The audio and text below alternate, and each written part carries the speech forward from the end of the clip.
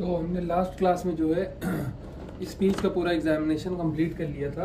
तो अब की क्लास में जो है हम किसके एग्जामिनेशन पे आएंगे, लैंग्वेज के एग्जामिनेशन पे आएंगे। ठीक है, लैंग्वेज एग्जामिनेशन पे आएंगे। तो हम पूरी चीज़ों को साथ में लेते हुए चलेंगे कि लैंग्वेज एग्जामिनेशन क्या होता है, लैंग्वेज कैसे होती है, कैसे प्रोड्यूस होती है और इसमें क्या क्या चीज़ें होती हैं। ठीक है, तो इसमें हमको ये समझना पड़ेगा, जब भी हम कोई भी लैंग्वेज एग्जामिनेशन करेंगे तो लैंग्वेज एग्जामिनेशन में हमको हायर फंक्शन भी देखने पड़ेंगे, नॉर्मल चीज़ें भी देखने पड़ेंगी और भी बहुत सी चीज़ें इसमें देखनी पड़ती हैं। ठीक है, लैंग्वेज एग्जामिनेशन में तो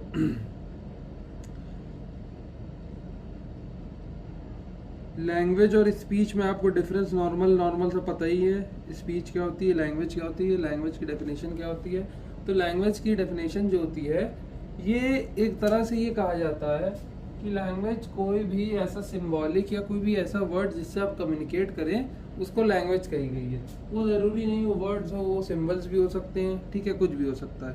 ठीक, तो एक सिंबॉलिक कम्युनिकेशन सिस्टम जो इंसान को, ठीक, ये हो गया। तो ये समझिएगा, ये एक तरीके का कॉर्टिकल कॉग्निटिव फंक्शन का वो होता है। ठीक है, कॉर्टिकल कॉग्निटिव फंक्शन बताएगा इसमें।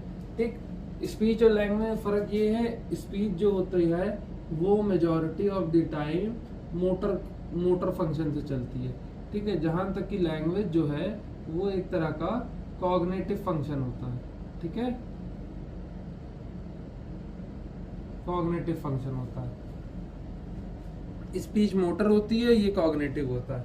ठीक, स्पीच जो है वो प्रोड्यूस अक्सर करके जो होती है मसल की तरफ से होती है, मसल प्रोड्यूस करती है किसी भी स्पीच को, और ये कॉर्टेक्स से या ब्रेन के कॉर्टेक्स से रिलीज होता है। ठीक है, इसकी बीमारी को, इसके डिसऑर्डर को क्या कहेंगे, डिसआर्थरिया कहेंगे, और लैंग्वेज के डिसऑर्डर को एफेजिया कहेंगे।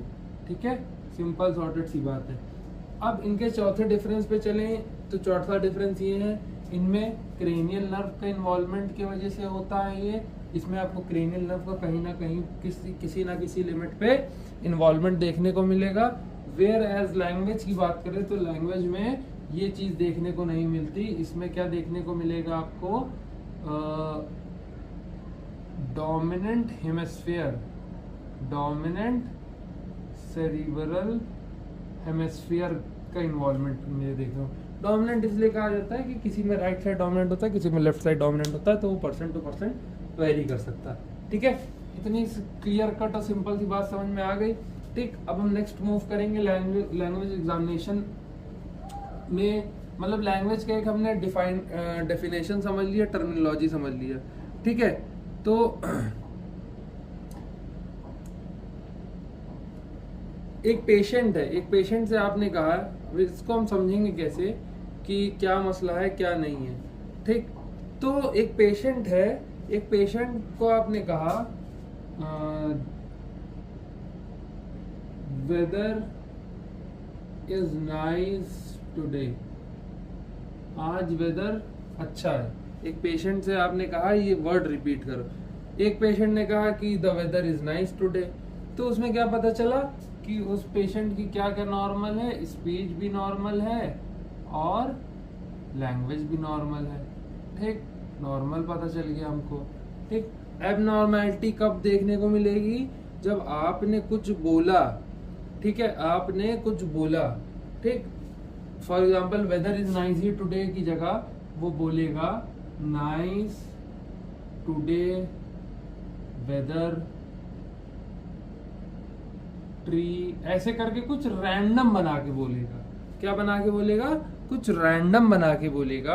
तो उस टाइम पे हम ये समझ जाएंगे कि इस पेशेंट की स्पीच तो सही है, क्योंकि स्पीच हम समझा चुके हैं कि स्पीच कैसे चेक करी जाती है, नॉर्मली बोलेगा। ठीक, पर जो लैंग्वेज होगी उस कंडीशन में एबनॉर्मल होगी। ठीक, इतना क्लियर कट सा डिफरेंस है इसमें, और कोई बड़ा वो डिफरेंस नहीं है। ठीक है, तो लैंग्वेज जब एबनॉर्मल होगी, जब जो कोई सेंटेंस जो है वो मीनिंग ना बनाए। क्या ना बनाए, मीनिंग ना बनाए। ठीक, तो मीनिंग जब कोई सेंटेंस नहीं बनाएगा पेशेंट के बोलने वाला, तो उसको क्या कहेंगे, एबनॉर्मल लैंग्वेज कहा जाएगा। ठीक है, इतनी सी बात समझ में आ गई। ठीक, डेफिनेशन हो गई, सारी चीजें हो गई। ठीक, अब ये समझिएगा, थोड़ी सी एनाटॉमी पे चलते हैं। ठीक है, लैंग्वेज की एनाटॉमी में इन डेप्थ में थोड़ा सा जाते हैं। ठीक,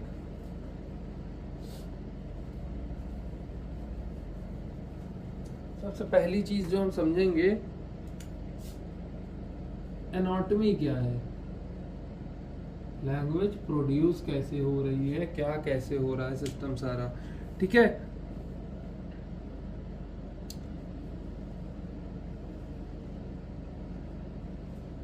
देखिए सबसे पहली चीज ये समझिए अगर ये कि मोस्टली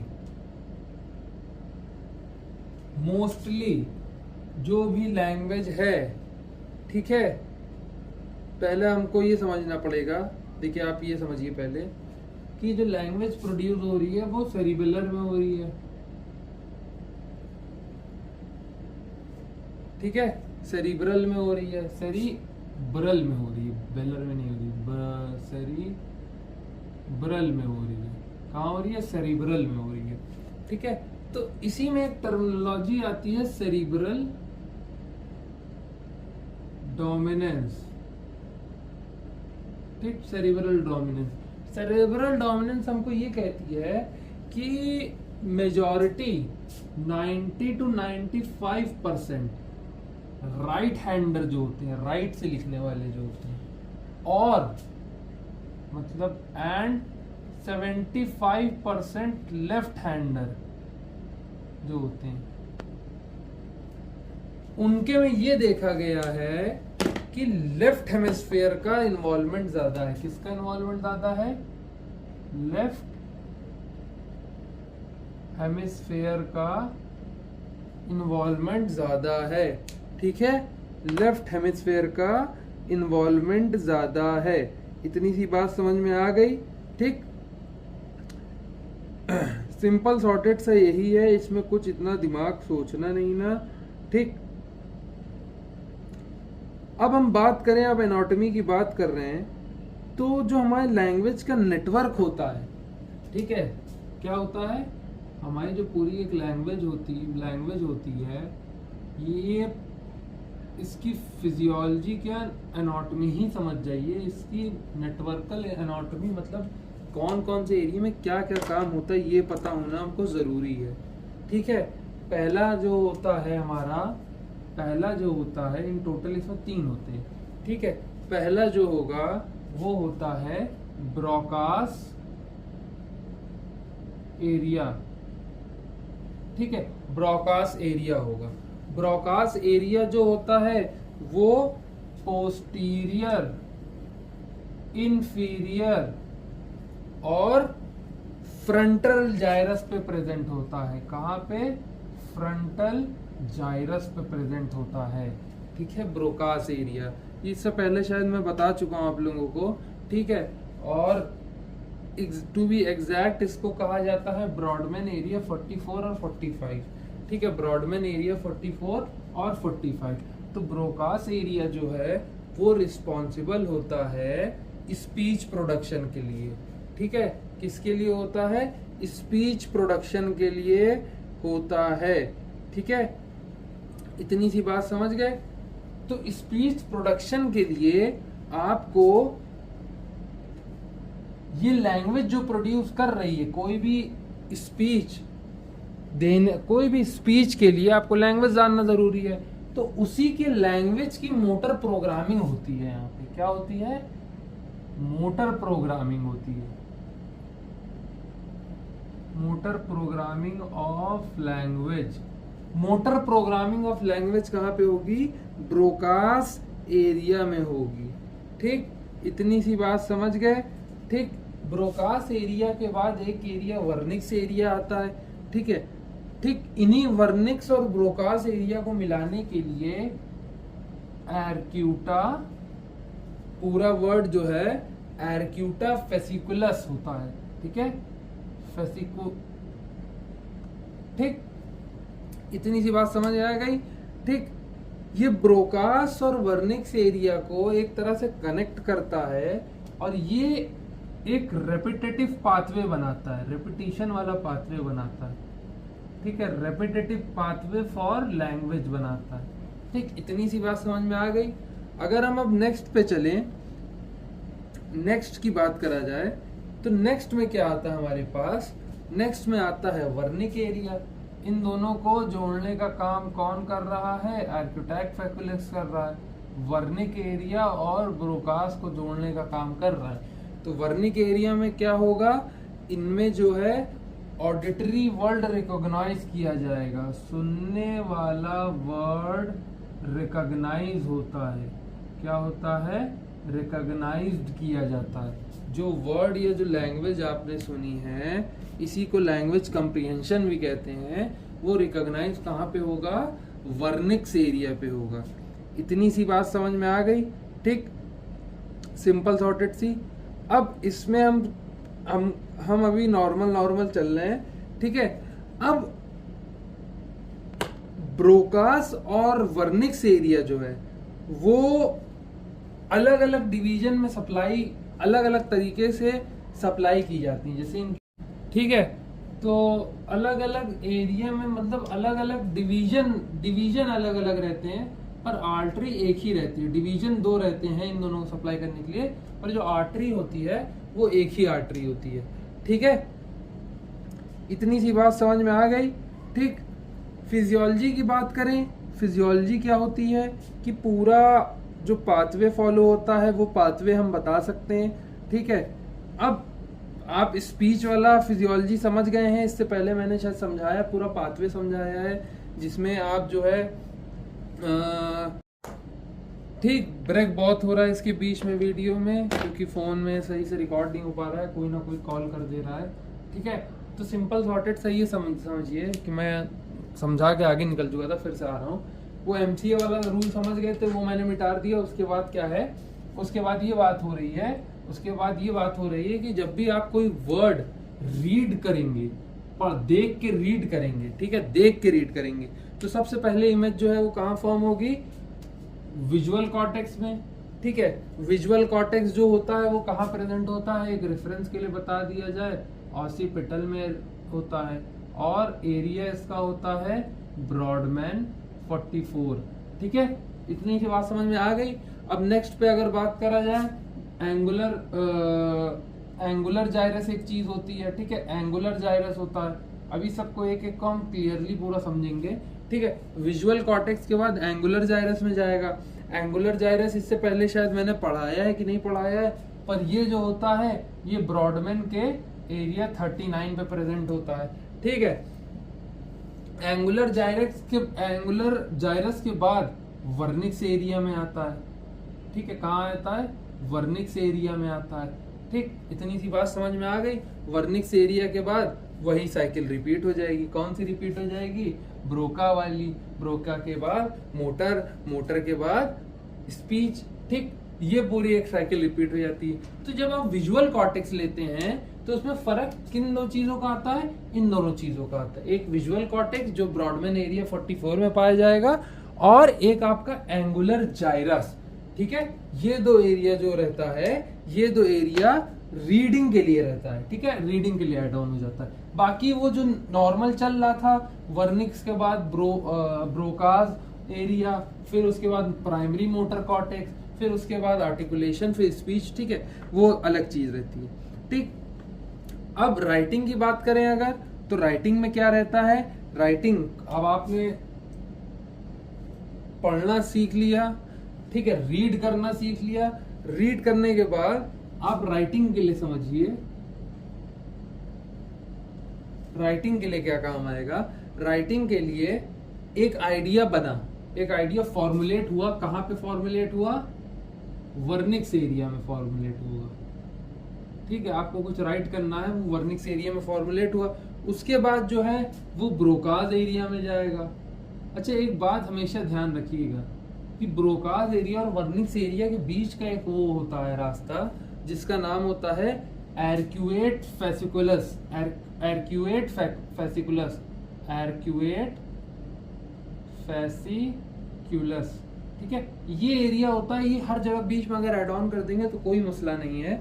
ठीक है, तो ये एक एरिया इसके बीच में प्रेजेंट होता है। ये जो होता है यहाँ पे ब्रोकास एरिया का काम क्या होता है, ब्रोकास एरिया जो होता है एक तरीके से ग्राफोमोटर प्रोग्राम करता है। क्या करता है, ग्राफोमोटर प्रोग्राम करता है।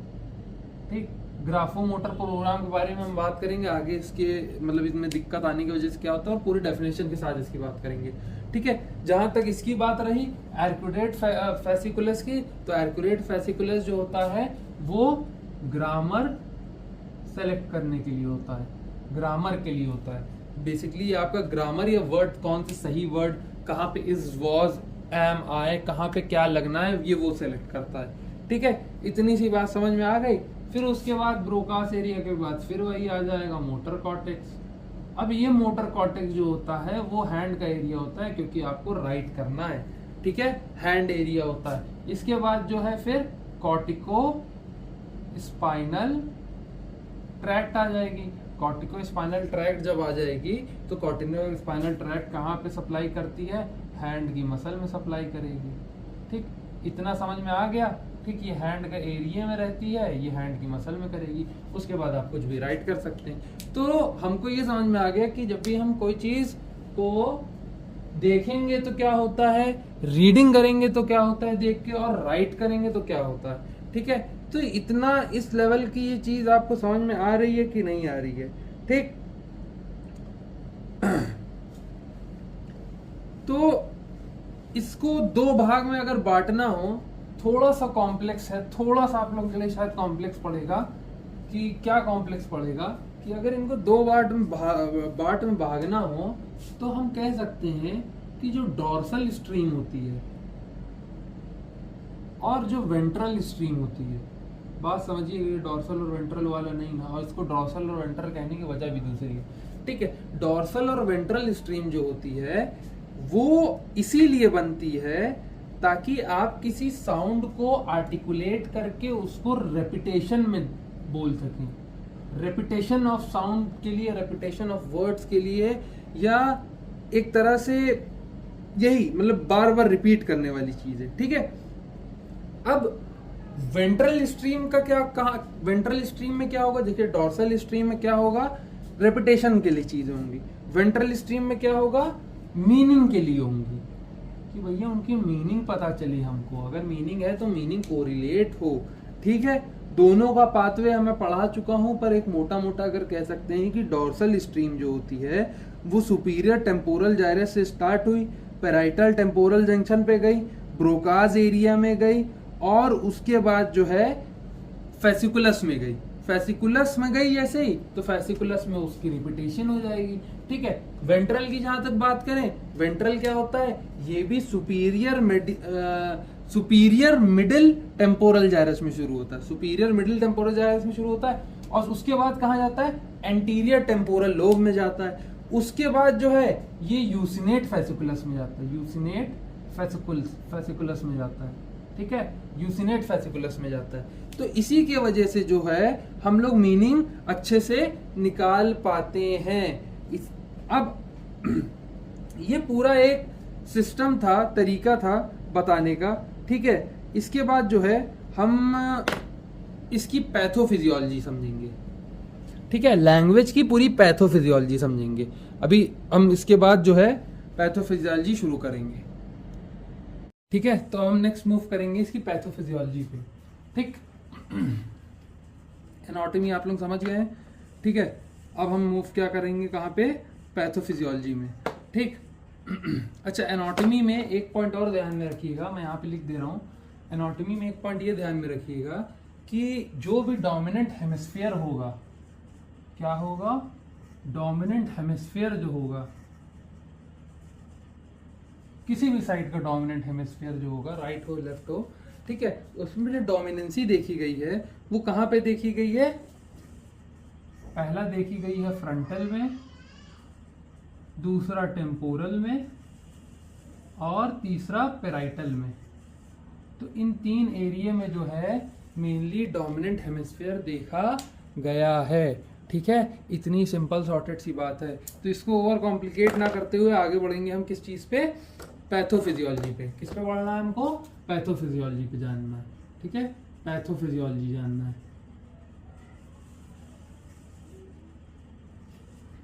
पैथोफिजियोलॉजी की बात करें तो ये एक बात दिमाग में डाल लीजिए कि अच्छा, थोड़ी सी चीजें मैं समझाना चाह रहा हूं कि एरिया टू एरिया ये समझिएगा। पहला एरिया उठाते हैं कि Broca's area. Broca's area, Broca's area की अगर हम बात करें तो ब्रोकाज एरिया का मैकेनिज्म क्या होता है बता चुके हैं। ठीक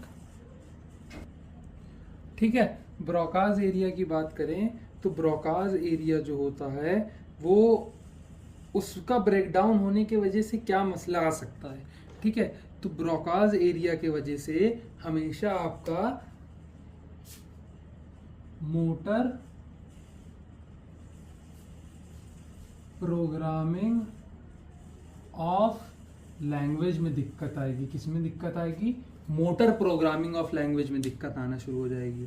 ठीक है, इसके वजह से क्या दिखेगा पेशेंट्स में, ठीक, इसके वजह से जो पेशेंट्स होंगे उनमें आपको जो उनकी ग्रामर है, ठीक है, जो उनकी ग्रामर है और जो लगातार बोलने वाला तरीका है उसमें बहुत वो खराबी दिखने लगेगी। जैसे कि वो पेशेंट नॉन फ्लुएंट हो जाएगा, उसकी फ्लुएंसी खराब हो जाएगी, पहली चीज। दूसरी चीज जो है वो ग्रामेटिकल मिस्टेक बहुत करेगा, ये ए ग्रामेटिक हो जाएगा। ठीक है, ए ग्रामेटिक हो जाएगा। ठीक, तो ये कब होगा, जब आपके ब्रोकाज एरिया में कोई भी ब्रेकडाउन या लीजन होगा। इतनी सी बात समझ में आ गई। सेकंड की बात करें अगर, सेकंड हमारे पास क्या है, वर्निक्स एरिया। ठीक, वर्निक्स एरिया। ठीक है, वर्निक्स एरिया की बात करा जाए तो वर्निक्स एरिया जो होता है, अगर इसमें कोई दिक्कत आती है या इसमें कोई मसला आता है या ब्रेकडाउन होता है तो आपका जो है ऑडिटरी मसला चला जाएगा, सुनने वाला मसला चला जाएगा।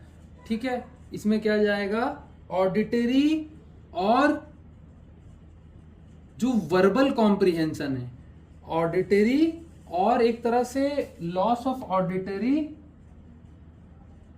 कॉम्प्रिहेंशन, समझना।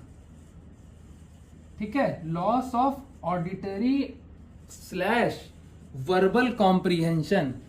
इसको वर्बल इसमें क्यों डाला गया है, वर्बल इसलिए डाला गया है कि जो वर्ड्स बोले जा रहे हैं उसको कॉम्प्रिहेंस नहीं कर पाएगा, उसको समझ नहीं पाएगा, तो इसी को क्या कहा गया, लॉस ऑफ ऑडिटरी कॉम्प्रिहेंशन। ठीक है, ये क्यों होता है, ये अगर होगा तो वो पेशेंट में क्या देखने को आपको मिलेगा, वो पेशेंट में आपको चीजें ऐसी देखने को मिलेंगी कि वो पेशेंट की लैंग्वेज तो फ्लुएंट होगी पर वो मीनिंगलेस बातें करेगा, कोई सर पैर की बातें ना करेगा, मतलब कुछ सर पैर के सेंटेंस नहीं बोलेगा। ठीक है, और स्पीच जो होगी बहुत पुअर कॉम्प्रिहेंसिव होगी। ठीक है, स्पीच बहुत पुअर कॉम्प्रिहेंसिव होगी। तो कुल मिला के कहने का मसला यही है कि जब भी वर्निक्स एरिया में कोई दिक्कत आएगी तो आपका ऑडिटरी कॉम्प्रिहेंशन चला जाएगा। इसमें पेशेंट फ्लुएंट जरूर बोलेगा पर मीनिंगलेस बोलेगा। ठीक है, अब थर्ड की बात करें अगर हम, थर्ड पे हमारा एरक्यूएट फैसिक्यूलस आता है। ठीक है, क्या आता है, एरक्यूएट फैसिक्यूलस आता है। ठीक, एरक्यूएट फैसिक्यूलस, अच्छा यहाँ पे जो है फैसिक्यूलस। ठीक है, एरक्यूएट फैसिक्यूलस में क्या होगा, पेशेंट जो है उसके रेपिटेशन पुअर हो जाएगा, वो जो बोलने का रेपिटेटिव वो है, पुअर रेपिटेशन, बार बार एक वर्ड रिपीट करने की क्षमता चली जाएगी। इतनी सी बात समझ में आई। ठीक,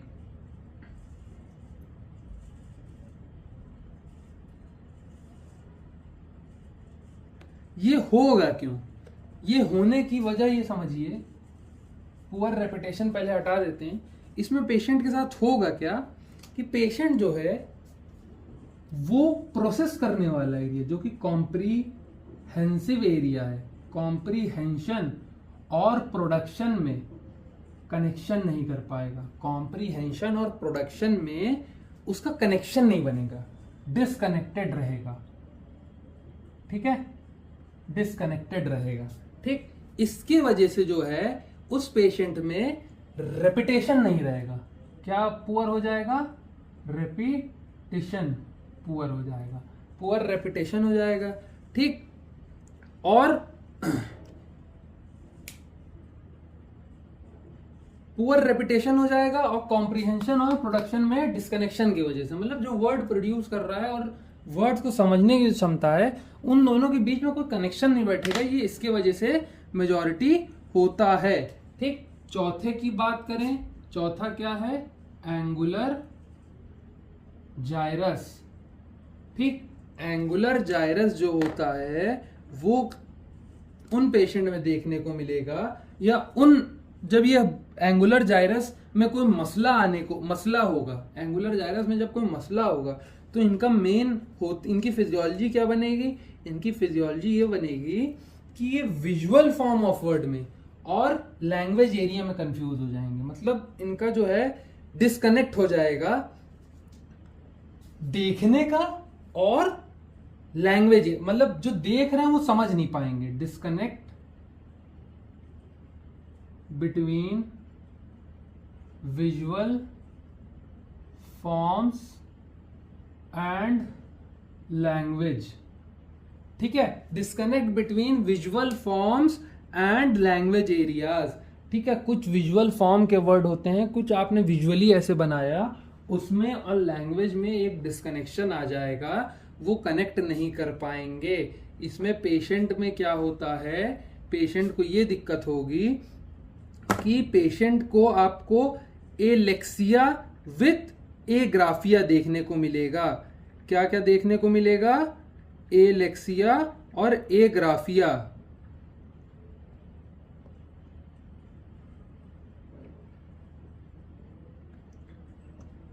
अब एलेक्सिया विथ एग्राफिया, ठीक है। अब एलेक्सिया विथ एग्राफिया क्या है, एलेक्सिया विथ एग्राफिया, ठीक। एलेक्सिया विथ एग्राफिया क्या है, ये एलेक्सा जो होता है वो इनएबिलिटी टू रीड को कहते हैं, और एग्राफिया जो होता है इनएबिलिटी टू राइट को कहते हैं। जो बंदा ना पढ़ पाए उसको एलेक्सिया कहते हैं, जो बंदा ना लिख पाए उसे एग्राफिया कहते हैं। तो inability to write is agraphia, inability to read is alexia. इतनी सिंपल सॉर्टेड सी बात समझ में आई कि नहीं आई, ठीक। ये सिंपल सा भी चल रहा है, ठीक है। अब इसके बाद जो है हम आते हैं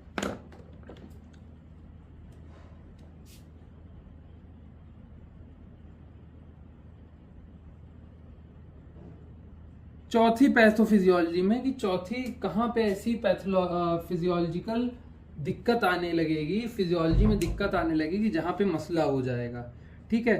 तो हमको ये समझना पड़ेगा कि चौथा जो है वो है एक तरह से वो एरिया, माने इन्हें माना जाता है ACA, MCA, PCA, ACA MCA हो गया, ठीक है। ACA MCA एक बॉर्डर बनाएगा, और कौन सा है, MCA PCA का बॉर्डर, MCA PCA बॉर्डर, ठीक, MCA PCA का बॉर्डर। तो ये ACA MCA का बॉर्डर और MCA PCA का बॉर्डर, ये है क्या, ये सिंपल सॉर्टेड सी ये चीज है कि इसमें जो होता है ACA MCA का ACA का मतलब होता है एंटीरियर सेरिब्रल आर्टरी, MCA का मतलब होता है मिडिल सेरिब्रल आर्टरी, ठीक। इनके बॉर्डर में और या तो इन दोनों के बॉर्डर में अगर कोई पैथोफिजियोलॉजी आती है, दिख के आती है हम लोगों को, तो उसको क्या कहते हैं। अच्छा, PCA क्या होता है, पोस्टीरियर सेरिब्रल आर्टरी होती है, और MCA क्या होता है, मिडिल सेरिब्रल आर्टरी होती है, ठीक है। इतना बात समझ में आ गई, anterior, middle posterior cerebral artery सारी हैं, ठीक है। अगर इनके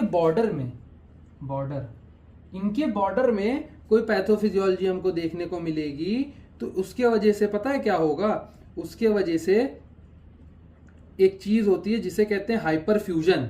क्या कहते हैं उसको? हाइपर फ्यूजन कहते हैं। क्या कहेंगे उसको?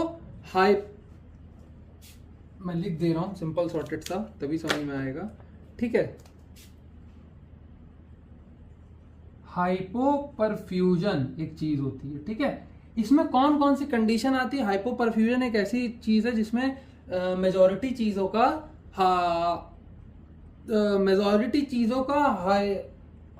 हाइपोनेशन हो जाता है, एक तरह से उनकी वैल्यू कम हो जाती है। जैसे कि हो गया हाइपोटेंशन। ठीक है, हाइपोटेंशन में क्या होगा? ब्लड प्रेशर कम हो जाएगा। ठीक, सेकंड क्या आ गया? कार्डियक अरेस्ट आ गया। कार्डियक अरेस्ट आ गया हमारे पास। तीसरा और क्या कह सकते हैं? तीसरी कंडीशन भी कोई भी हाइपोनिक कंडीशन होगी जिसमें वैल्यूज कम हो जाएंगी। ठीक है, इसमें अच्छा, इसमें क्या होता है? इसमें जो आपको कंडीशन देखने को मिलेगी, जैसे फॉर एग्जांपल अभी हम तक क्या समझा रहे थे कि मोटर प्रोग्रामिंग लैंग्वेज खराब हुई, नॉन फ्लुएंट हुआ, ग्रामेटिक हो गया पेशेंट। ठीक है, लॉस ऑफ ऑडिटरी कॉम्प्रिहेंशन हुआ, समझने की क्षमता गई तो फ्लुएंट और मीनिंगलेस हो गया। कंपैरिजन इन प्रोडक्शन हुआ तो उसके वजह से पुअर रेपिटेशन हो गया। इसके साथ क्या हुआ? विजुअल लैंग्वेज में patient unable to read and write, alexia and graphia हो गया।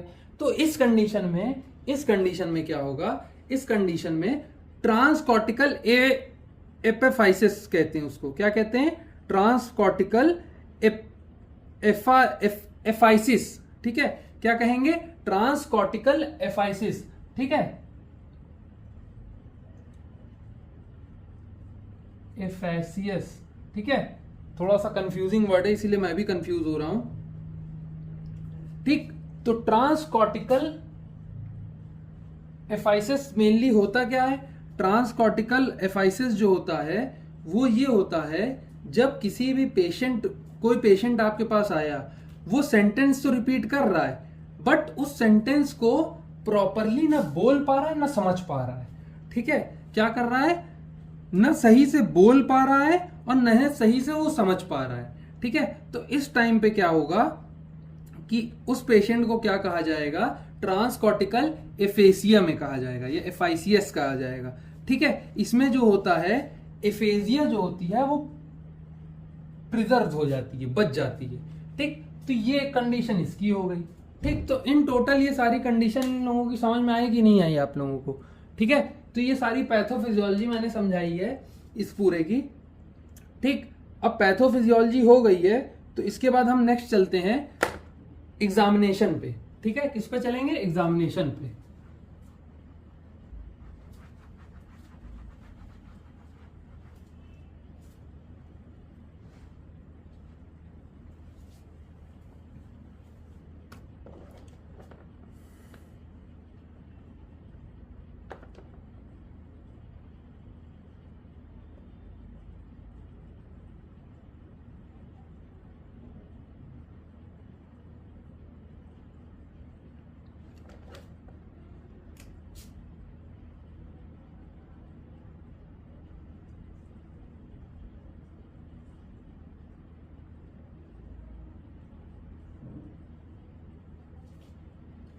अच्छा,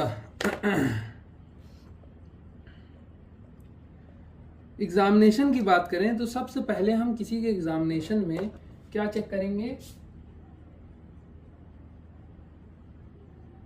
फ्लुएंसी चेक करेंगे, कितना फ्लुएंट बोल पा रहा है। क्या कर पा रहा है? कितना फ्लुएंट बोल पा रहा है। हम ये देखेंगे कि अगर एक आदमी आपके पास आया है तो अगर वो 100 से 150 वर्ड्स पर मिनट बोल ले रहा है, क्या बोल ले रहा है? वर्ड्स पर मिनट बोल ले रहा है, तो वो ठीक है। ठीक है, फ्लुएंसी में हम ये चेक करेंगे सबसे पहली चीज। दूसरी चीज क्या करेंगे कि ग्रामर कैसी है उसकी, ग्रामेटिक है या ग्रामेटिक है।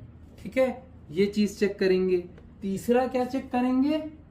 प्रोसोडी चेक करेंगे। प्रोसोडी मतलब रिदम या तो मेलोडी चेक करेंगे उसकी आवाज की। ठीक, चौथा जो है क्या चेक करेंगे? पैराफ्रेजिक एरर चेक करेंगे। पैराफेजिक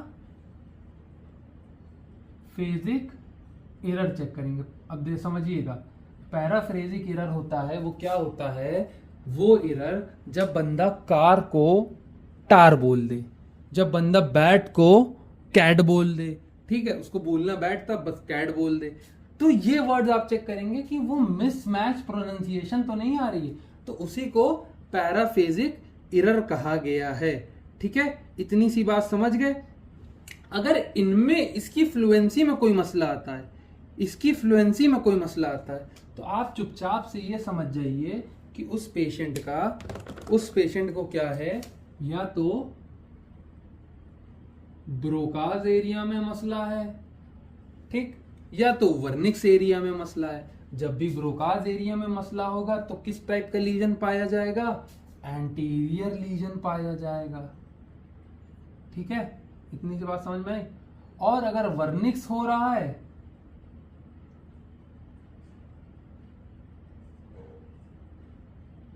तो पोस्टीरियर लीजन पाया जाएगा। ठीक, इतनी सी क्लियर कट सी बात समझाना चाह रहा हूं कि ये जो एरिया होता है इस पे बहुत डिपेंडेंसी होती है, बहुत चीजों की बाकी चीजें भी देखनी पड़ती हैं। ठीक है, तो ये बात आपको समझ में आई कि नहीं आई। ठीक, पोस्टीरियर लीजन और वो। ठीक, अब नेक्स्ट पे आते हैं। नेक्स्ट हमारे पास क्या आता है, नेक्स्ट आता है ऑडिटरी।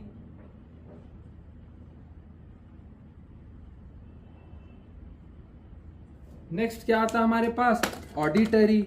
ऑडिटरी में क्या करेंगे, आप कमांड देंगे। ठीक, आप कमांड दे के ये पूछेंगे कि आपको सही से सुनाई दे रहा है कि नहीं, और इसका जवाब सिंपल हाँ या ना में पेशेंट दे सकता है। ठीक है, अगर मैंने उसको कमांड दिया तो पहला मैं पूछूंगा उससे कि भैया आप बैठे हैं, फॉर एग्जाम्पल उनका आप बैठे हैं, तो कहेगा हाँ या नहीं। ठीक, फिर सिंगल स्टेप कमांड दूंगा। सिंगल स्टेप कमांड में ये कहूंगा आंख बंद करिए, चलिए खड़े हो जाइए, ऐसे करके कहूंगा। तो पहला मेरा एक क्वेश्चन रहेगा, फिर मेरा एक कमांड रहेगा, फिर मैं मल्टी स्टेप कमांड दूंगा। तीसरा काम क्या करूंगा, मल्टी स्टेप कमांड दूंगा। मल्टी स्टेप ये कमांड दूंगा, उनसे कह दूंगा कि अपना बायां कान छुइए अपने राइट थंब से, touch your left ear with your left thumb, left hand thumb, ऐसे करके मैं कुछ उनसे कह दूंगा। ठीक है, तो मल्टी स्टेप कमांड में आ जाएगा। फिर उसके बाद एक कॉम्प्लेक्स सा कमांड दूंगा कि अगर एक शेर ने एक चीते को खा लिया तो कौन सा जानवर मर गया है। ठीक है, तो थोड़ा सा कंफ्यूजिंग कमांड देके उनको ऑडिटरी एग्जामिनेशन में करूंगा। अच्छा, इंटरप्रिटेशन क्या आएगा या इसकी वैल्यूज क्या आएंगी, कैसे पता चलेगा। अगर सिंपल पे ही वो चला गया, अगर यस और नो पे ही वो खत्म हो गया, सिंपल पे ही लेवल पे चला गया, सिंपल पे ही वो चला गया, सिंपल ही नहीं बता पाया, यस और नो वाले जवाब नहीं बता पाया, तो हम उसको कहेंगे कि इसको सीवियर कॉम्प्रिहेंसिव डिफेक्ट है। ठीक है, क्या है, सीवियर कॉम्प्रिहेंसिव डिफेक्ट है। और सीवियर कॉम्प्रिहेंसिव, रुकिए पूरा लिख दे रहा हूं तो समझ में, सीवियर कॉम्प्रिहेंसिव डिफेक्ट है। ठीक है, सीवियर कॉम्प्रिहेंसिव डिफेक्ट है। ठीक,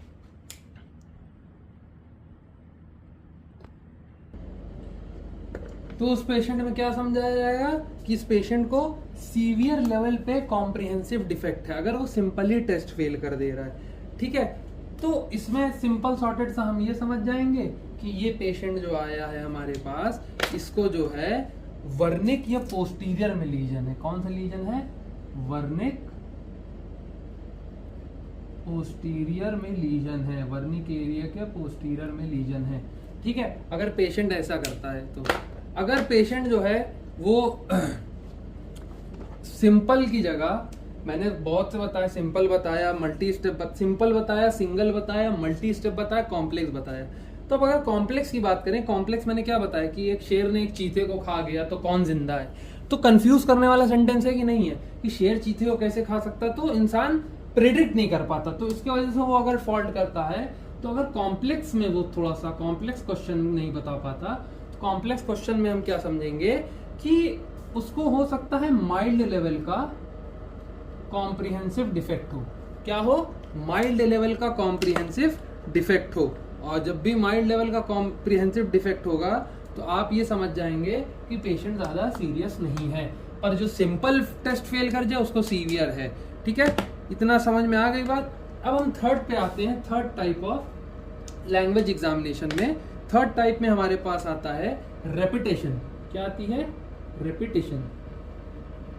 ठीक, रेपिटेशन की अगर हम बात करें तो रेपिटेशन क्या होता है कि कोई भी पेशेंट आपको कमांड दे, आपने उसको कमांड दिया कि ये वर्ड्स है, ये मेरे पीछे पीछे रिपीट करो, जो मैं बोल रहा हूँ वही रिपीट करो, उसी को सेम को रिपिटेशन कहेंगे। ठीक, जहां मैं जो बोलूंगा वैसे ही रिपीट करना है तुमको। ठीक, तो अगर कोई पेशेंट जो है वो नॉर्मल रिपीट कर ले रहा है, ठीक है, रेपिटेशन उसका इम्पेयर्ड है या कुछ भी है, ठीक, देखिए रेपिटेशन में 3 चीजें इन्वॉल्व होंगी। क्या होगा कि वो समझ पा रहा है कि नहीं पा रहा है, फ्लुएंट है कि नहीं है। ठीक, तो ये 2 चीजों को लेके चलना है कि आप समझ पा रहा है कि नहीं समझ पा रहा, कॉम्प्रीहेंड कर पा रहा है कि नहीं, और फ्लुएंसी उसकी कैसी है। ठीक है, किन्हीं पेशेंट में आपको ज्यादा दिखेगा, किन्हीं पेशेंट में कम दिखेगा। तो इसकी पूरी एक टेबल बनती है, क्लियरली एक टेबल बनती है। तो अगर ये बताया जाए फॉर एग्जांपल, ठीक, ये बताया जाए कि पेशेंट में, चलिए पहला पॉइंट हमने लिख दिया रेपिटेशन, दूसरा पॉइंट हमने लिख दिया कॉम्प्रीहेंशन, तीसरा पॉइंट लिख दिया फ्लुएंट है कि नहीं है, ठीक, और चौथा पॉइंट किस वजह से नहीं है। तो ये हम लिख देंगे लोकलाइजेशन, कि किस पार्ट ऑफ द एरिया में लीजन आने की वजह से वो ये काम बता नहीं पा रहा है। ठीक है, इतना समझ में आ गया? रेपिटेशन, कॉम्प्रीहेंशन, फ्लुएंट और लोकलाइजेशन। तो कभी भी रेपिटेशन होगा तो पेशेंट का दोनों चीजें टेस्ट होंगी। क्या क्या टेस्ट होंगी? कॉम्प्रीहेंशन भी टेस्ट होगा, फ्लुएंसी भी टेस्ट होगी। ठीक है, अब इसमें बात करें कि अगर कोई पेशेंट आता है आपके पास और वो उसको आपने रेपिटेशन करवाया और उसकी रेपिटेशन इम्पेयर्ड है, रेपिटेशन चलिए इम्पेयर्ड है, कॉम्प्रीहेंशन भी इम्पेयर्ड है, ठीक, और फ्लुएंट भी नहीं ना, नॉन फ्लुएंट है। ठीक, तो ये कौन से एरिया में होगा? या इसे क्या कहा जाएगा? इसे कहा जाएगा ग्लोबल एफेजिया। ठीक है, ग्लोबल एफेजिया मतलब इससे पहले मैं आपको समझा ही चुका हूं। तो ये किस में आ जाएगा? ग्लोबल एफेजिया में चला आएगा। ठीक है, इतनी सी बात समझ में आई कि नहीं आई? ठीक, ये किस में आ जाएगा? ग्लोबल एफेजिया में चला आएगा। ठीक, नेक्स्ट की बात करा जाएगा, नेक्स्ट में भी मैं इसको इम्पेयर्ड रखूं, रेपिटेशन चलो मेरा खराब था, ठीक, पर मेरा कॉम्प्रीहेंशन जो है, समझने की क्षमता जो है बची हुई है पेशेंट में, प्रिजर्व्ड है। क्या है? प्रिजर्व्ड है, पर फ्लुएंसी नहीं ना, एकदम नॉन फ्लुएंट है। तब कहाँ पे लोकलाइजेशन बैठेगा या कहाँ पे क्या मसला आएगा? तब उसको हम कहेंगे ब्रोकाज एफेजिया। ठीक है, ब्रोकाज एफेजिया कहेंगे। ठीक, इतनी सी बात समझ में आ गई। अब ऐसे ही तीसरे में इसका अपोजिट हो जाएगा, ये इम्पेयर्ड रहेगा, ये सही हो जाएगा, वो खराब हो जाएगा। ठीक है, तो उसमें क्या समझेंगे हम कि फॉर एग्जांपल रेपिटेशन इम्पेयर्ड है, कॉम्प्रीहेंशन भी इम्पेयर्ड है, पर पेशेंट जो है बेहतरीन फ्लुएंटली बोल रहा है। ठीक है, तो हम कहाँ समझेंगे? हम ये समझेंगे कि ये वर्निक्स एफेजिया है इसको। ठीक है, इतनी सी बात समझ में आई कि नहीं आई? ठीक है, ऐसे ही करके और लंबी इसकी टेबल चलती है। ये 3 चीज आप समझ गए कि नहीं समझ गए? ठीक है, इसके बाद अगर चलिए मैं आगे भी कंटिन्यू कर देता हूँ, ये 3 वाला देख लीजिएगा। ठीक, ये 3 एरिया मैंने समझा दिया आप लोगों को। अब इसके बाद हम नेक्स्ट पे मूव करेंगे। किस पे मूव करेंगे? नेक्स्ट पे मूव करेंगे।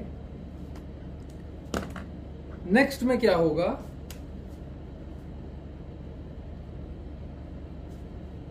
सिर्फ रेपिटेटिव इम्पेयरमेंट है, कॉम्प्रीहेंसिव भी सही है, गुड है, ठीक है, फ्लुएंट भी है पेशेंट, तब क्या कहा जाएगा?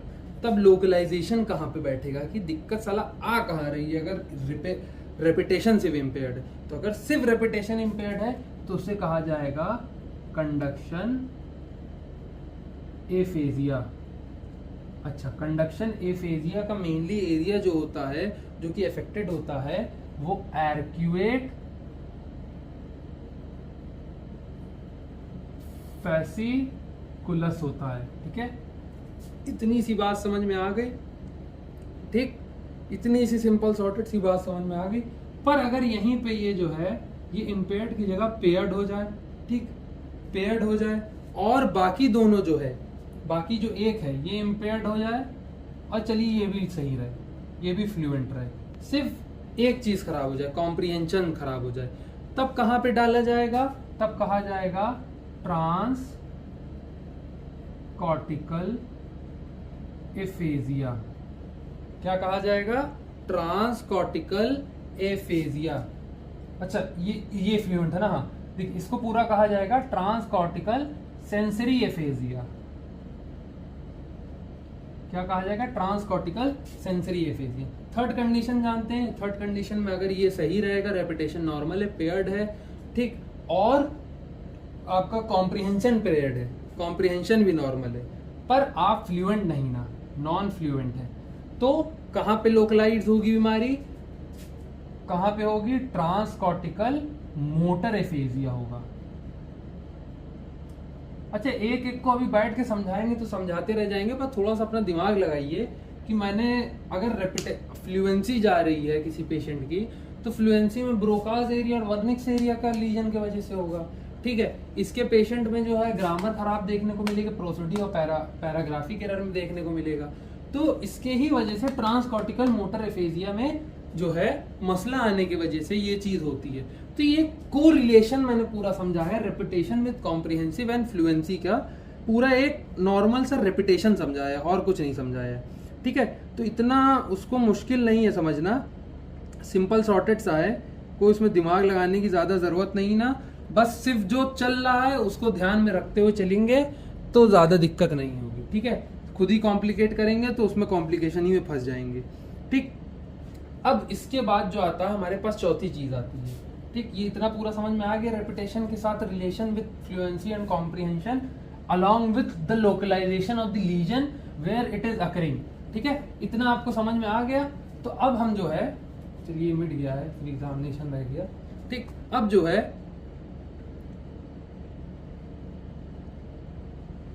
अब हम आएंगे नेमिंग पे।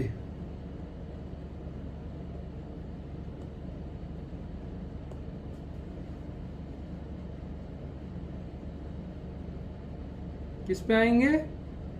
नेमिंग पे।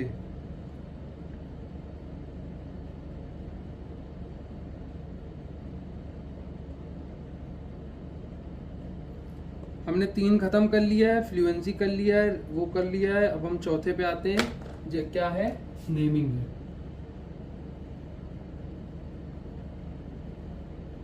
ठीक है। नेमिंग है, इसमें जो है हम पेशेंट से पूछेंगे कि भैया ये ऑब्जेक्ट क्या है, ये मार्कर है, पेन है, पेंसिल है, ये क्या है, ठीक है। उसके बाद अगर पेशेंट जो है बता पा रहा है, ठीक है, अगर बता पा रहा है, ठीक, या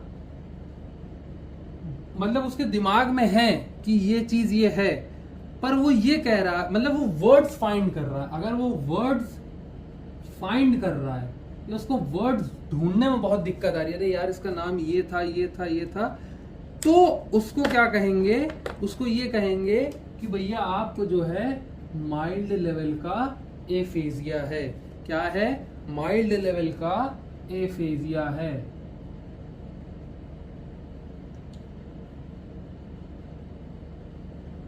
माइल्ड एफेजिया है, ठीक है। इतनी सी बात सिंपल सी समझ में आई, माइल्ड एफेजिया है, ठीक है।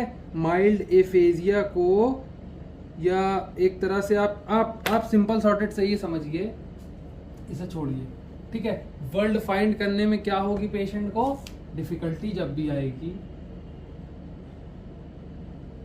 वर्ल्ड फाइंड करने में, अगर आपने किसी चीज का नाम पूछा और वो कह रहा अरे ये हमने देखा, पता है, पर एम से कुछ है, ऐसे करके कह रहा है, ठीक है, तो ये सबसे लीस्ट लोकलाइजिंग होता है, ठीक है। मतलब सबसे ज्यादा कम इफेक्ट होता है, ठीक है, सबसे ज्यादा कम इफेक्ट होता है, और ये मोस्टली हर एफेजिया के टाइप में देखा जाता है, ठीक। हर एफेजिया के टाइप में ये देखा जाता है कि वर्ड्स को फाइंड करने में डिफिकल्टी है, तो इसको हम डालेंगे सिंपल सॉर्टेड सा माइल्ड कंडीशन में, ठीक। ये माइल्ड एफेजिया और माइल्ड एंसेफेलोपैथी दोनों में देखा जाता है, ठीक है। अब इसका एक टर्मिनोलॉजी है, इसकी एक टर्मिनोलॉजी है जो ये आपको वर्ल्ड को डिफिकल्टी हो रही है फाइंड करने में, तो उसको कहा गया है एनोमिया। नेम से एनोमिया याद कर लीजिए। जब इंसान को डिफिकल्टी आए वर्ड फाइंड करने में, कुछ बताने में किसी चीज का नाम, तो उसको क्या कहेंगे, एनोमिया कहेंगे। ठीक, अब आते हैं प्योर एनोमिया में।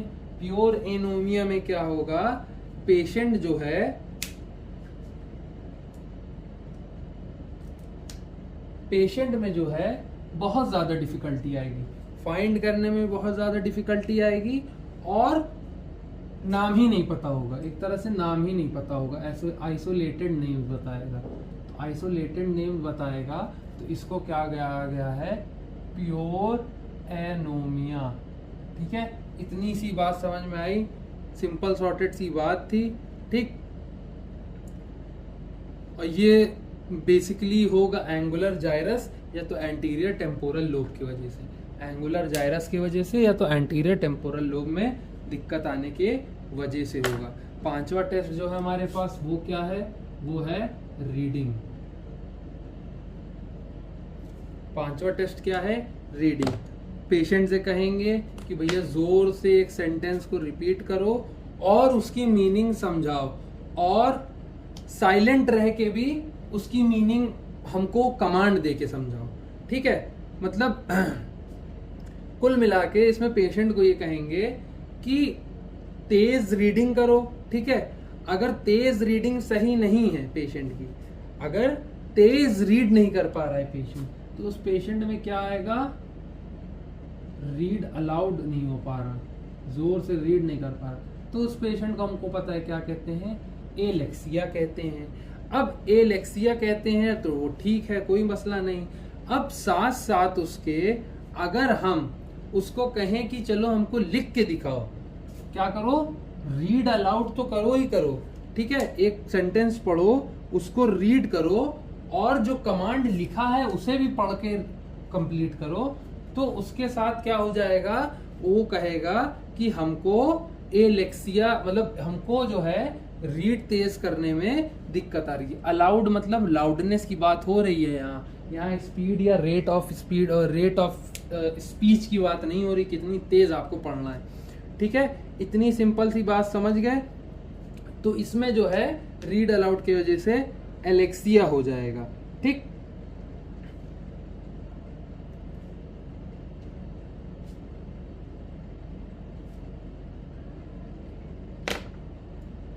नेक्स्ट पे आते हैं जो कि है राइटिंग। अच्छा, राइटिंग में क्या आएगा, पेशेंट जो है एक सेंटेंस राइट करेगा और उसी को डिक्टेट करेगा, एक सेंटेंस राइट करके उसी को डिक्टेट करेगा, मतलब खुद ही पढ़ेगा। तो राइटिंग जो है वो एफेजिया की सबसे ज्यादा पाए जाने वाली कंडीशन है, और इसी में जो है प्रिजर्वेशन सबसे ज्यादा स्ट्रांग होता है, मतलब प्रिजर्वेशन सबसे ज्यादा कम स्ट्रांग होता है, एक तरह से कम स्ट्रांग होता है। ठीक है, तो यहाँ भी ये पाया जाएगा। तो इसको क्या कहा जाएगा, जब भी आपको कोई मसला आएगा इसमें राइटिंग में, तो उसको हम क्या कहेंगे, एग्राफिया कहेंगे, एग्राफिया कह देंगे।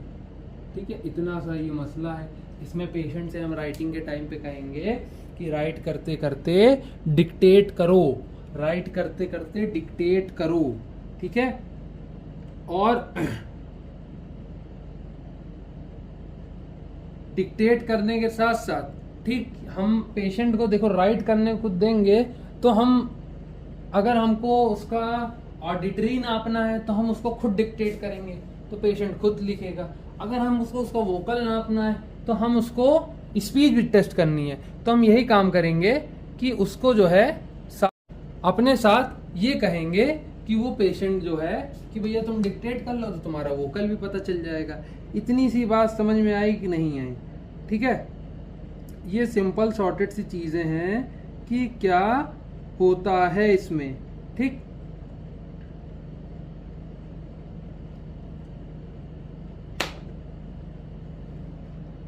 ठीक है, इतना आप लोगों को समझ में आया कि नहीं आया। ठीक है, अब थोड़ा सा हम इसके क्लासिफिकेशन पढ़ लेते हैं। काहे की क्लासिफिकेशन, जो टर्मिनोलॉजी हम लोग एग्राफिया एलेक्सिया यूज कर रहे हैं, तो थोड़ा सा इनके बारे में समझ लेते हैं। वैसे तो मैं समझा चुका हूँ क्या होता है क्या नहीं होता है, पर एक सब्टल सा मैं समझा दे रहा हूँ कि इनमें कुछ टाइप भी होते हैं एलेक्सिया में और एग्राफिया में। ठीक है, एलेक्सिया और एग्राफिया होता क्या? ग्राफिया मतलब राइट करने का, लेक्सिया मतलब पढ़ने का। सिंपल सॉर्टेड सही है, ज़्यादा इसमें दिमाग लगाने की ज़रूरत नहीं है। ठीक है, तो इसमें होता क्या है मेजॉरिटी, इसमें होगा ये कि जो पेशेंट आएगा वो एलेक्सिया में रीड नहीं कर पाएगा। ठीक है, उसका विजन सही होगा तब भी वो रीड नहीं कर पाएगा। ये नहीं विजन ही दिक्कत है तो मसला हो रहा है उसको। ठीक, इसमें जो विजन ठीक होने के बाद भी पेशेंट रीड नहीं कर पाएगा।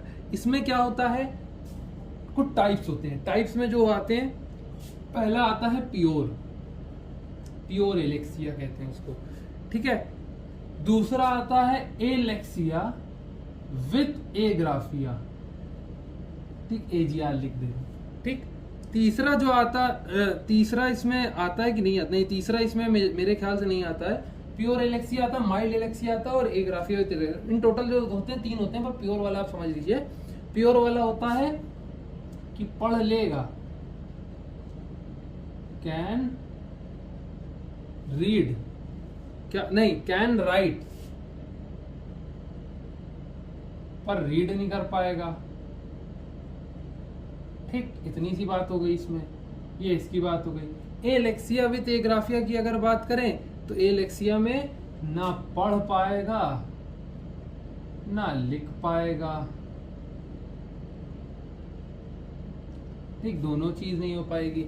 अच्छा, एक चीज और ये समझें, ये किसके वजह से होता है? मैंने शायद बताया है आप लोगों को कि जब पेशेंट की लीजन हो जाता है, कहाँ पे लीजन होगा? ऑसिपिटल में।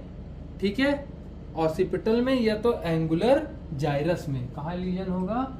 एंगुलर जाइरस में या तो डोमिनेंट ऑसिपिटल में। ऑसिपिटल में, ठीक है, डोमिनेंट ऑसिपिटल और इसमें। ठीक, इसमें समझ तो गए हैं कि कैसा होगा कैसा नहीं होगा। ठीक, एग्राफिया की बात करें, एग्राफिया जो है वो राइट करने का होता है। एग्राफिया में भी टाइप होते हैं, जैसे उसमें 3 टाइप थे, इसमें भी 3 टाइप है। इसमें तो चलिए, एक तो माइल्ड वाला मैंने नहीं लिखा है। ठीक है, माइल्ड वाले में जो रीडिंग होती है वो एकदम खत्म नहीं होती है, हल्का फुल्का पेशेंट रीड कर पाता है। ठीक है, एग्राफिया की अगर आप बात करें तो एग्राफिया में 2 होते हैं, एफ्रेजिक होगा और होगा एफेजिक होगा। ठीक है, 2 टाइप का होगा। ठीक, इसमें होगा एप्रैक्सिक और एफेजिक। ठीक है, एप्रैक्सिक, एफेजिक और स्पेशल। ठीक है, तो जिसमें एफेजिक एग्राफिया होगा या एप्रैक्सिक से शुरू करते हैं, एप्रैक्सिक होगा, उसमें पेशेंट की मोटर प्लानिंग नहीं रहेगी सही से। ठीक है, पेशेंट की मोटर प्लानिंग खत्म हो जाएगी। और जो एफ्रेजिक होगा उसमें जो है पेशेंट को लैंग्वेज डिसऑर्डर आएगा बिना किसी कमी के। ठीक है, मतलब इसमें एलेक्सिया नहीं देखने को मिलेगा, विदाउट एलेक्सिया होता है। विदाउट एलेक्सिया आपको देखने को, अगर आपको एग्राफिया मिलता है तो उसको एफेजिक कहा जाएगा। स्पाशियल का कब कहा जाएगा? जब राइटिंग तो होगी पर डिसऑर्गेनाइज्ड होगी, उल्टा सीधा लिखेंगे, एक इधर एक इधर एक इधर, मतलब सही से नहीं होगी, तब हम इसको स्पेशल कहेंगे। ठीक है, ये मोस्टली किन पेशेंटों में देखा जाता है? ये तीनों कंडीशन जो है, ये तीनों कंडीशन किन पेशेंटों में देखी जाएगी? उन पेशेंट में देखी जाएगी जिनको लेफ्ट मिडिल सेरिब्रल आर्टरी का स्ट्रोक हो। समझ गए इतनी सी बात? लेफ्ट मिडिल सेरिब्रल आर्टरी का स्ट्रोक हो या लेफ्ट एमसीए स्ट्रोक हो, तब ये चीज देखी जाएगी। इतनी सी बात समझ में आ गई? ठीक है, सिंपल सॉर्टेड सी इतनी सी बात है इन टोटल।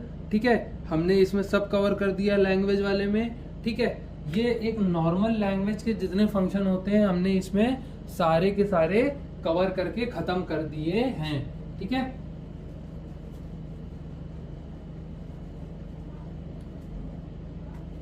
अब हम नेक्स्ट मूव करेंगे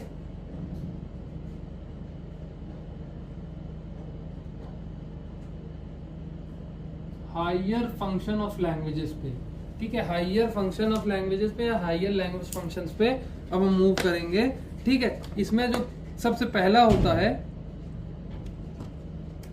वो होता है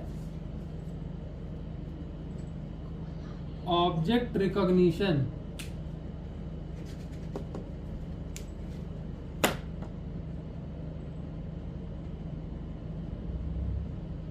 ठीक है। ऑब्जेक्ट रिकॉग्निशन सबसे पहला होगा।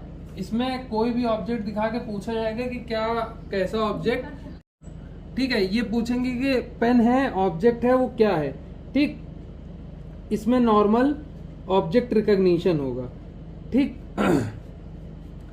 इसमें कंडीशन कौन सी बनेगी अगर दिक्कत आएगी, तो एक कंडीशन होती है विजुअल एग्नोसिया,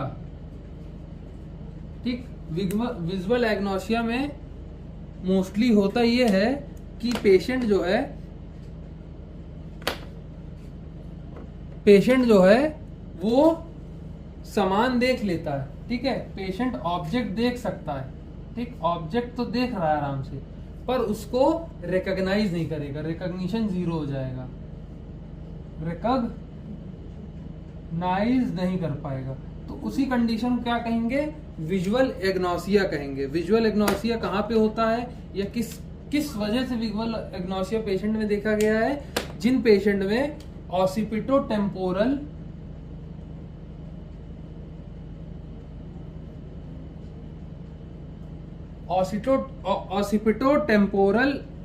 एसोसिएशन कॉर्टेक्स में लीजन हो। कहां पे हो, एसोसिएशन कॉर्टेक्स में लीजन हो, ठीक। तो विजुअल एग्नोसिया उन पेशेंट में देखा जाता है जिनको ऑसिपिटोटेम्पोरल एसोसिएशन कॉर्टेक्स में लीजन हो, ठीक है। इसमें पेशेंट जो है ऑब्जेक्ट देख लेगा पर उसको रिकॉग्नाइज नहीं कर पाएगा, ठीक। ये अब हम बात कर रहे हैं हायर फंक्शन लैंग्वेजेस की बात कर रहे हैं, ठीक है। सेकंड पे हमारे पास क्या आता है, सेकंड पे आता है body part identification. Body part identification, body part identification जो होता है उसमें जो है आप पेशेंट से सिंपल ये कहेंगे कि अपनी एल्बो देखो, अपनी नी को तरफ पॉइंट करो, तो बॉडी अपना जो पेशेंट होगा वो सेल्फ पॉइंटिंग अपने ही बॉडी पार्ट पे करेगा, उसी से ये टेस्ट परफॉर्म किया जाएगा। और इसमें जो है ये पता चलेगा हमको कि जितने भी बॉडी में डोमिनेंट पैराइटल लोब है वो सही से काम कर रहा है कि नहीं कर रहा है, ठीक है। तो ये दो तरीके के वो समझ गए, ठीक। अब हम तीसरे पे चलते हैं, ठीक। तीसरा जो है वो राइट और लेफ्ट का ओरिएंटेशन का है, राइट और लेफ्ट के ओरिएंटेशन का है, ठीक है। अब आपने पेशेंट से कहा कि अपना राइट ईयर छुओ या अपनी लेफ्ट नी छुओ, ठीक है। तो हमने सवाल कहा राइट ईयर और लेफ्ट नी, तो थोड़ा सा पेशेंट इसमें कंफ्यूज होगा, और अगर उसके मसला होगा तो राइट की जगह लेफ्ट छुएगा, लेफ्ट की जगह राइट छुएगा, ठीक है। ये बेसिकली एक बीमारी होती है जिसे कहते हैं गेस्टमैन MANN सिंड्रोम, ठीक है। गेस्टमैन सिंड्रोम बीमारी में ये देखा गया है कि जो पेशेंट होगा उसको अगर आप लेफ्ट पैर छूने को कहेंगे तो राइट छुएगा, राइट छूने को कहेंगे तो लेफ्ट छुएगा, ठीक है। गेस्टमैन सिंड्रोम या गर्स्टमैन सिंड्रोम होता क्या है, गर्स्टमैन सिंड्रोम जो होता है GERST, गर्स्टमैन सिंड्रोम जो होगा वो मोस्टली जब होगा जब आपके डोमिनेंट एंगुलर जाइरस में लीजन हो जाए, ठीक है। क्या हो जाए, डोमिनेंट एंगुलर जाइरस में लीजन होने की वजह से गर्स्टमैन सिंड्रोम देखा जाएगा, और जिसमें पेशेंट लेफ्ट और राइट में हमेशा कंफ्यूज रहेगा, ठीक है। आधी लड़कियों जो होती हैं वो लेफ्ट और राइट की डायरेक्शन इसलिए नहीं बता पाती हैं due to weakness of dominant angular gyrus, ठीक है। डोमिनेंट एंगुलर जाइरस जो होता है उनका दोनों 60-40 के रेशियो में रहता है, मतलब इन द सेंस थोड़ा सा वो कंफ्यूज रहती हैं, ठीक है, ठीक। तो ये इतनी सी बात थी। तो इसको समझने के लिए अब हम नेक्स्ट पे आते हैं।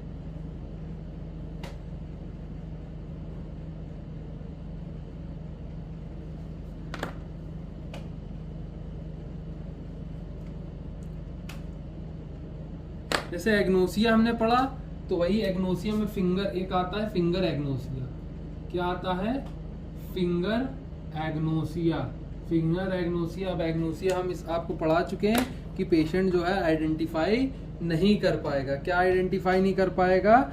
वो ऑब्जेक्ट देख लेगा पर ऑब्जेक्ट आइडेंटिफाई नहीं कर पाएगा। वो ये नहीं पहचान पाएगा कि ये पेन है कि पेंसिल है, ठीक है। वो उसको आइडेंटिफिकेशन में दिक्कत होगी, ठीक। तो इसमें जो है फिंगर एग्नोसिया जो होता है कंडीशन, इसमें आप पेशेंट से कहेंगे कि आप अपनी उंगली देखो, और मतलब आपने कहा पेशेंट से कि आप अपना थंब देखो, अंगूठा देखो, तो अंगूठे की जगह हो सकता है वो रिंग फिंगर देखने लगे, ठीक, रिंग फिंगर देखने लगे। तो इसी को क्या कहा गया है? फिंगर एग्नोसिया कहा गया है, ठीक है। पांचवी कंडीशन जो है वो, पांचवी कंडीशन ए कैलकुलिया है, ठीक है। ए कैलकुलिया, ठीक है। ए कैलकुलिया जो होती है, इसमें जो पेशेंट होता है वो नॉर्मल कैलकुलेशन नहीं कर पाता है। तो इसमें क्या हो जाएगा? Loss of calculating ability.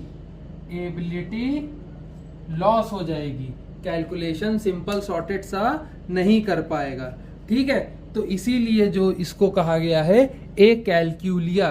तो ए कैलकुलिया जो कंडीशन होती है उसमें पेशेंट जो है वो कैलकुलेशन सही से नहीं कर पाएगा, ठीक है। इतनी सी बात समझ में आ गई। अब हम एक कंप्लीट वो बना देते हैं, एक चार्ट या डायग्राम बना देते हैं ताकि इसकी अंडरस्टैंडिंग और क्लियर हो जाए। इसकी क्या, जहां तक अभी हमने पढ़ाया पूरी अंडरस्टैंडिंग क्लियर हो जाए, ठीक है। तो चार्ट के हिसाब से समझिएगा कि मसला कहाँ पे है और लीजन कहाँ पे होगा। अगर पेशेंट में आपको नॉन फ्लुएंट स्पीच देखने को मिलती है, स्पीच बोल रहा है पर वो फ्लुएंसी में नहीं बोल पा रहा है, तो लीजन हमेशा कहाँ पे होगा? ब्रोका एरिया पे होगा, ठीक है। पहली कंडीशन ये हो गई। दूसरी, अगर कॉम्प्रिहेंशन पुअर है, क्या है? पुअर कॉम्प्रिहेंशन, समझ नहीं पा रहा सही से, जो लैंग्वेज बात बोली आ रही है वो समझ नहीं पा रहा, तो लीजन कहाँ पे होगा? वर्निक्स एरिया पे होगा। कहाँ पे होगा? वर्निक्स एरिया पे होगा। अगर पेशेंट सही से रिपीटेशन नहीं कर पा रहा है, रिपीट नहीं कर पा रहा, रिपीटिशन ऑफ वर्ड नहीं हो पा रहा, उससे हमने कुछ बोला और उससे कहा रिपीट करने को, वो रिपीटिशन नहीं कर पा रहा है, तो जब कहा मसला होगा? एर्क्यूरेट फैसिकुलस में होगा, फैसिक्यूलस में मसला होगा इसके, ठीक है। ये तीन समझ गए आप? ये तीन समझ गए, ठीक। तो ये एक सिंपल सा मैं चार्ट बना रहा हूं ताकि समझने में थोड़ी सी आसानी हो, ठीक। अगर वो नेमिंग नहीं कर पा रहे, उसको किसी चीज का नाम रखने में या नाम याद करने में बहुत डिफिकल्टी आ रही, तब कौन से एरिया में लीजन होगा? तब आपका टेम्पोपैराइटल रीजन में लीजन होगा। टेम्पोपैराइटल रीजन में लीजन होगा, टेम्पोपैराइटल रीजन में लीजन हो जाएगा, ठीक है। अब बात करते हैं नेक्स्ट की, कि अगर रीडिंग में मसला आ रहा है, उसको रीडिंग डेफिसिट है, उसकी रीडिंग बहुत घटी हुई है, रीड नहीं कर पा रहा सही से, तब कहाँ पे मसला आएगा? तब ये हमारा दो मसला देखा गया है। पहला एंगुलर जाइरस पे, दूसरा ऑसिपिटल कनेक्शन पे, ऑसिपिटल पे, डोमिनेंट ऑसिपिटल एरिया पे, ठीक है। अभी हमने इससे थोड़ी देर पहले डोमिनेंट ऑसिपिटल के बारे में बात करी है, ठीक, वहां पे देखा जाएगा। अगर पेशेंट राइट नहीं कर पा रहा है, राइटिंग डेफिसिट है, पेशेंट जो है राइटिंग डेफिसिट है, तब उसको क्या कहा जाएगा? कहाँ पे उसके मसला है? उसके डोमिनेंट पैराइटल लोब में मसला है। कहाँ पे मसला है? डोमिनेंट पैराइटल लोब में कोई लीजन है, ठीक है। नेक्स्ट पे बात करें, नेक्स्ट की अगर बात करें, अगर अपनी जो है फिंगर और फिंगर नहीं आइडेंटिफाई कर पा रहा, मतलब फिंगर का एग्नोसिया हो रहा है और राइट लेफ्ट में भी कंफ्यूज हो रहा है, तब कहाँ पे लीजन माना जाएगा? तब माना जाएगा कि भैया इनके एंगुलर जाइरस में कोई जख्म है या कोई लीजन आ गया, इसीलिए नहीं समझ पा रही है, ठीक है। अब लास्ट जो बचा कैलकुलेशन वाला, कैलकुलेशन वाला अगर डेफिसिट आपको किसी भी पेशेंट में देखने को मिलता है तो वो डोमिनेंट पेराइटल लीजन में देखने को मिलेगा। इतनी सी बात क्लियर कट सी समझ में आ गई कि नहीं? ठीक है, इतनी सी क्लियर कट सी बात। ये एक टेबल मैंने बनाया है, जो कंटेंट मैंने पढ़ाया है उसके हिसाब से ये एक टेबल सिंपल सॉर्टेड सी बनी है। तो यही टेबल का ये समझाने का मसला था कि कौन सी चीज की दिक्कत की वजह से कौन से एरिया में लीजन आ सकता है। इतनी सी बात समझ में आ गई कि नहीं आ गई? ठीक है, अब हम लोग जो है नेक्स्ट जो है वो प्रॉपर एफेजिया पे लेक्चर बनाएंगे। ठीक है, नेक्स्ट वीडियो जो आएगी वो प्रॉपर एफेजिया पे आएगी। अच्छा, एक बात ध्यान रखिए कि अभी स्पीच और लैंग्वेज का ही एग्जामिनेशन चल रहा है, ये उसी की वीडियो चल रही है, तो उसमें जरा सा भी कंफ्यूज मत होइएगा कि ये कोई और सी वीडियो चल रही है, कोई और कंटेंट चल रहा है। इसके बाद जो है एफेजिया सिंड्रोम समझाया जाएगा, क्योंकि एफेजिया सिंड्रोम में 7 तरीके के सिंड्रोम आते हैं। ठीक है, वो पूरे लाइन से कवर करेंगे। जब तक इसके लिए अब तक ये खत्म करते हैं। ठीक, ये टेबल इतनी सी थोड़ा सा समझ लीजिए बस। ठीक है, अब नेक्स्ट वीडियो जो आएगी उसमें एफेजिया सिंड्रोम समझाया जाएगा।